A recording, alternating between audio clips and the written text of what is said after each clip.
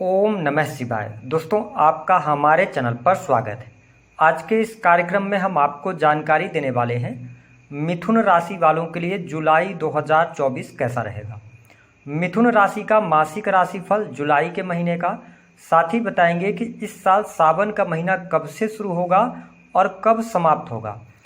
सावन में कितने सोमवार पड़ेंगे, आपको सावन के महीने में क्या नहीं करना चाहिए और आपकी राशि के अनुसार इच्छा पूर्ति के लिए आपको क्या उपाय करना चाहिए। तो यह वीडियो आपके लिए बहुत ही महत्वपूर्ण और ख़ास है, इसे आप अंत तक जरूर देखें।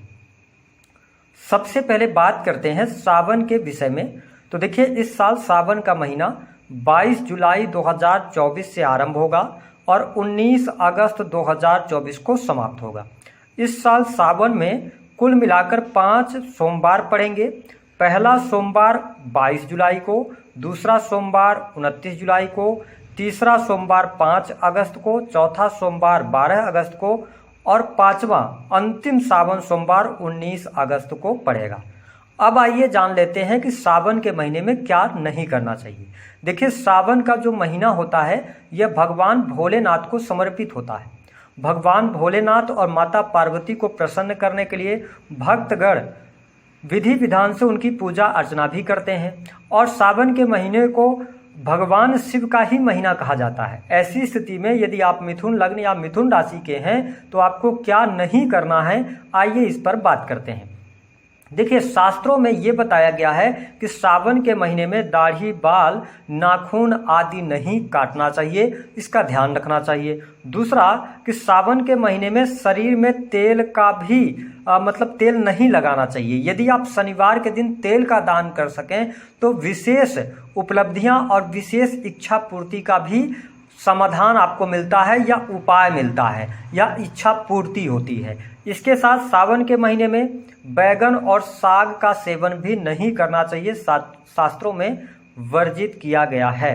सावन में मांस, मदिरा आदि का सेवन नहीं करना चाहिए, ब्रह्मचर्य का पालन करना चाहिए।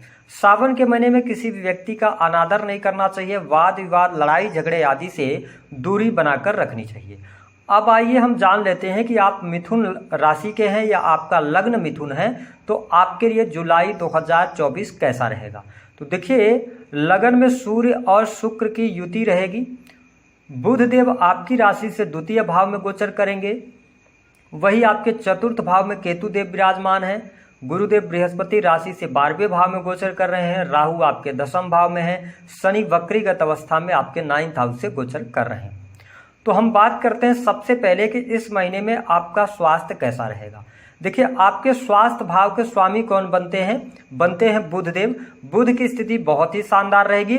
उसके बाद यानी कि 19 जुलाई के बाद बुध जो है वो 3rd हाउस में चले जाएंगे। लगन में सूर्य और शुक्र की युति है। हालांकि शुक्र देव 7 जुलाई को राशि परिवर्तन करेंगे और सूर्य 15 जुलाई को। तो यह जो महीना रहेगा 1 जुलाई से लेकर 15 जुलाई तक, यह स्वास्थ्य के लिहाज से अच्छा रहेगा। स्वास्थ्य संबंधित आपको कोई तकलीफ दिखाई नहीं देती है। कॉन्फिडेंस लेवल अच्छा रहेगा, आत्मविश्वास में आपकी वृद्धि रहेगी, लोगों को अट्रैक्ट करने में आप सफल भी होंगे, साथ ही वाणी भी आपकी अच्छी रहने वाली है। हालांकि आपको स्पष्ट कर दें कि शनिदेव वक्रीगत अवस्था में है, तो बुध देव जैसे ही राशि परिवर्तन करेंगे यानी कि 19 जुलाई को, उसके बाद से लेकर लास्ट जुलाई तक कहीं ना कहीं से आपको थोड़ा सा स्वास्थ्य में तकलीफ देखने को मिलेगी। आपको घुटनों में तकलीफ रह सकती है, ज्वाइंट पेन रह सकता है, ये स्थिति देखने को मिलेगी। इसके साथ ही देखिए, देवगुरु बृहस्पति 12वें से गोचर कर रहे हैं, तो आपको अपने खान पान को नियंत्रित रखना चाहिए ताकि आपको पेट से संबंधित कोई समस्या ना हो। हम बात कर लेते हैं मिथुन लग्न और मिथुन राशि वालों के लिए नौकरी की स्थिति क्या रहेगी। देखिए, नौकरी के लिहाज से यदि देखा जाए तो लगन में सूर्यदेव विराजमान है। अगर आप सरकारी क्षेत्र में कार्यरत हैं, सरकारी पदों पर हैं, तो आपके लिए लाभकारी समय रहेगा। वरिष्ठ अधिकारियों का सहयोग मिलेगा। आपके द्वारा किए गए कार्यों की प्रशंसा भी आपको प्राप्त होगी। यदि आप प्रमोशन के लिए प्रयास वगैरह करना चाहते हैं सरकारी क्षेत्र के अंदर, तो 1 जुलाई से लेकर 15 जुलाई तक का टाइम फ्रेम अच्छा रहेगा और 15 जुलाई से लास्ट जुलाई का भी टाइम फ्रेम अच्छा रहेगा, क्योंकि सूर्यदेव 2nd से गोचर कर रहे होंगे, तो आपके प्रमोशन वगैरह के योग बनाएंगे। अब उन लोगों की बात करते हैं जो लोग प्राइवेट सेक्टर के अंदर वर्क कर रहे हैं। देखिए, यदि आप बैंकिंग सेक्टर के अंदर हैं, फिनांस के सेक्टर के अंदर हैं, या शिक्षा प्राइवेट सेक्टर के अंदर दे रहे हैं, एजुकेशन से जुड़े हुए हैं, सर्विस प्रोवाइडिंग के काम है, मेडिकल लाइन है, तो इन क्षेत्रों में आपको बहुत अच्छी सफलता इस महीने देखने को मिलेगी और आपके काम कारोबार में भी वृद्धि देखने को मिलेगी। लेकिन गलती क्या नहीं करनी है, दशम से राहु का गोचर हो रहा है और शनि वक्री हो गए हैं, तो आप अपने जॉब वगैरह में अगर सेटिस्फाइड नहीं है तो चेंज वगैरह आप कुछ करना चाहते हैं, कुछ बदलाव करना चाहते हैं, तो आपको बदलाव करने से पहले सोच विचार कर लेना चाहिए, क्योंकि सडन अगर आप कोई चेंज करते हैं तो बहुत अच्छा नहीं रहेगा। जिस नौकरी में अभी आप हैं उसी नौकरी में आगे बढ़ें तो आपके लिए ज्यादा बेहतर चीजें रहेंगी, क्योंकि दशम के स्वामी होकर गुरुदेव बृहस्पति खर्च के भाव 12th हाउस में गोचर कर रहे हैं, तो अभी थोड़ा सा आपको आगे बढ़ने का प्रयास करना चाहिए। इसके अतिरिक्त यदि हम बात करें प्रेम संबंध के मामलों की, मिथुन लग्न और मिथुन राशि वालों, आपके पंचम भाव के स्वामी जो बनते हैं वो शुक्रदेव बनते हैं और 7 जुलाई तक शुक्रदेव आपके लगन में गोचर करेंगे। यह समय 1 जुलाई से लेकर 7 जुलाई तक नए प्रेम संबंध स्थापित हो सकते हैं। इस समय अवधि के दौरान किसी के द्वारा आपको प्रपोजल्स मिल सकता है और आप नए प्रेम संबंधों की तरफ भी आगे बढ़ सकते हैं। जो लोग पहले से रिलेशनशिप के अंदर हैं उनके लिए भी प्रेम संबंध के मामलों के लिहाज से समय अच्छा रहेगा। प्रेमी प्रेमिका का सहयोग मिलेगा, उनके साथ में आप क्वालिटी टाइम भी स्पेंड करेंगे। तो मैं प्रेम संबंध के मामलों के लिहाज से इस महीने को अच्छा देख रहा हूं। आप घूमने फिरने का भी कार्यक्रम बनाएंगे, ऐसी स्थिति रहेगी। हालांकि प्रेमी अथवा प्रेमिका के साथ में घूमने फिरने का कार्यक्रम आप 7 जुलाई तक और उसके बाद फिर 20 जुलाई से लेकर लास्ट जुलाई तक बना सकते हैं। बात कर लेते हैं एजुकेशन के मामले के लिए कैसा रहेगा। देखिए, पढ़ाई लिखाई के मामले में यदि हम देखें तो मिथुन लग्न और मिथुन राशि वालों के लिए अच्छा समय रहेगा। यदि आपने कोई एग्जाम वगैरह दिया है तो उसमें आपको सफलता प्राप्त होने के योग दिखाई देते हैं। पढ़ाई लिखाई में आपका मन लगेगा। हालांकि शनिदेव वक्री हो गए हैं, अगर आप हायर एजुकेशन की तरफ जाना चाहते हैं तो आपको परिश्रम के बाद सफलता मिलेगी। लेकिन यहाँ पर जो मिथुन राशि के लोग हैं, ठीक है, यहाँ पर ये चीज दिखाई दे रही है कि आप इस महीने में, जुलाई के महीने में किसी धर्म गुरु के संपर्क में आ सकते हैं। इसके साथ में आप कोई ऐसी शिक्षा ग्रहण कर सकते हैं जो कि ज्योतिष से जुड़ी हुई हो, अकल्ट से जुड़ी हुई हो, क्योंकि शनि वक्री होकर आपको अष्टम भाव का भी परिणाम देंगे और शनि क्या है, कर्म है। तो आप रिसर्च के फील्ड से जुड़ी हुई कोई एजुकेशन ले सकते हैं, अकल्ट एस्ट्रोलॉजी से जुड़ सकते हैं, आप कोई ऑनलाइन कोर्स वगैरह करने का मन बना सकते हैं इस महीने में, जो मिथुन लग्न और मिथुन राशि वाले हैं, और निसंदेह उसका फायदा आगे चल के आपको प्राप्त होने वाला है। यदि आप धार्मिक बने रहते हैं तो आपको लाभ मिलेगा। तो मुझे इस तरफ की पढ़ाई यानी कोई धार्मिक पढ़ाई भी इस महीने में देखने को अवश्य आपको मिलने जा रही है। इसके साथ में यदि देखा जाए तो मिथुन लग्न और मिथुन राशि वालों के लिए व्यवसायिक जीवन के लिहाज से यदि देखें तो काम कारोबार के लिहाज से समय अच्छा रहेगा, काम कारोबार में वृद्धि होगी। हालांकि बिजनेस भाव के स्वामी होकर 12th हाउस में गुरुदेव बृहस्पति हैं। 12th हाउस किस चीज को शो करता है? 12th हाउस शो करता है हॉस्पिटल्स को, ठीक है, या इन्वेस्टमेंट पोर्टफोलियो के साथ में आप जुड़े हुए कोई भी ऐसा सेक्टर है जिसमें आप बिजनेस कर रहे हैं, क्लाइंट को सर्विसेज देते हैं या क्लाइंट का इन्वेस्टमेंट कराते हैं, तो आपको बहुत अच्छे लाभ मिलेंगे। यदि आप फॉरेन में ऑलरेडी सेटल हैं, आप बिजनेस कर रहे हैं, तो आप नए बिजनेस की शुरुआत करना चाहते हैं तो आगे बढ़ सकते हैं। कोई चेंज अथवा परिवर्तन करना चाहते हैं तो जो लोग विदेश में हैं वो चेंज परिवर्तन कर सकते हैं, उनके लिए बेहतर परिस्थितियां यहाँ पर बनती नजर आ रही हैं। काम कारोबार में थोड़ा सा आपको क्या करना पड़ेगा, पेशेंस रखना पड़ेगा। आप बार बार काम में अपने काम से बहुत ज्यादा एक्सपेक्ट करेंगे, आप जितना एक्सपेक्ट करेंगे, क्योंकि राहु 10th हाउस में ना, तो आपको थोड़ा सा सेटिस्फेक्शन नहीं मिलेगा। लेकिन वास्तविकता यह है कि जुलाई के महीने को आपको निकालना है, चीजें आपके अनुकूल चल रही हैं, ठीक है। आप एक्सपेक्टेशन ज्यादा रख रहे हैं, इसलिए आपको लग रहा है कि आप जीवन में कम प्रगति कर पा रहे हैं, इसका आपको ध्यान रखना है। बाकी इसके अतिरिक्त यदि देखा जाए ना, तो यह महीना पारिवारिक जीवन के लिए मुझे बहुत अच्छा दिखाई दे रहा है। परिवार में खुशहाली का माहौल रहेगा, परिवार के लोगों का सहयोग मिलेगा और निस्संदेह आप मिथुन राशि वाले हैं तो परिवार का सहयोग भी करते नजर आएंगे।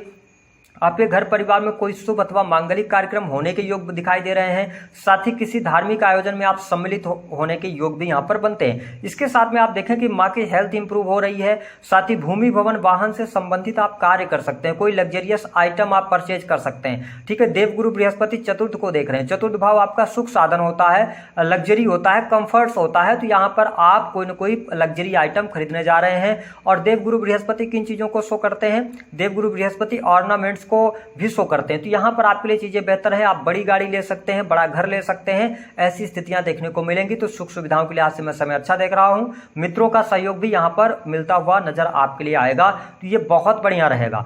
अगर हम बात कर लेते हैं धन की स्थिति आपके लिए किस प्रकार की रहेगी, तो देखिए आपके लिए अगर देखा जाए ना, तो सूर्य देव आपके 3rd हाउस के स्वामी हैं, तो आपके लिए sales, media, marketing, creative field से अच्छा लाभ मिलेगा। साथ ही इंटरनेट के माध्यम से अगर आपका कोई कार्य है उससे बहुत अच्छा धन लाभ होगा।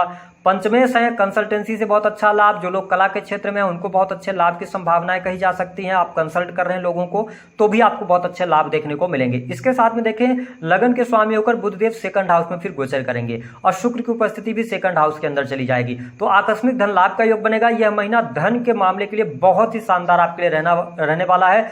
बहुत अच्छा पैसा आप बनाने वाले हैं इस महीने में, और एजुकेशन के लिए, अपने स्वयं के एजुकेशन के लिए आप पैसा भी खर्च करते नजर आएंगे। धर्म कर्म के कार्यों में भी पैसा खर्च करते नजर आएंगे, ऐसी स्थिति दिखाई दे रही है। यदि हम बात कर लेते हैं संतान की स्थिति क्या रहेगी तो देखिए, अगर संतान है आपकी तो आपकी संतान से आपका स्नेह बढ़ने जा रहा है, संतान का सुख आपको प्राप्त हो रहा है, संतान के साथ में आपकी ट्यूनिंग अच्छी रहने वाली है, और आप देख पाएंगे कि आपकी संतान आपसे बहुत ज्यादा लगाव रखेगी इस महीने के अंदर। तो ये चीजें आपको देखने को मिलने जा रही हैं, स्थितियां आपके लिए बेहतर रहेंगी। अगर हम बात करें तो देखिए, 11th हाउस के अंदर मंगल की स्थिति है 12 जुलाई तक।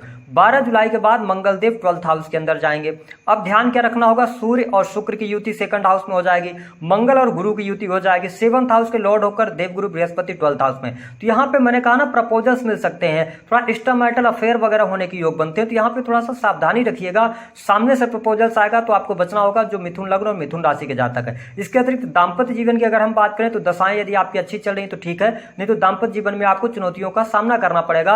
वाद विवाद ज्यादा बढ़ सकते हैं, या जीवन साथी की हेल्थ को लेकर पैसा खर्च होगा, ये स्थिति बनेगी। अगर आपकी दशाएं अच्छी हैं तो कहीं ना कहीं से जीवन साथी का सहयोग भी मिल रहा है, चीजें बेहतर रहेंगी। लेकिन यहाँ पर सप्तमेश अगर अस्त है तो डाइवोर्स की स्थिति बन जाएगी, सेपरेशन की योग बनेंगे, वो कोई भी कारण हो सकता है, पति पत्नी को एक दूसरे से दूर रहना पड़ सकता है, ऐसी भी स्थिति देखने को मिलेगी।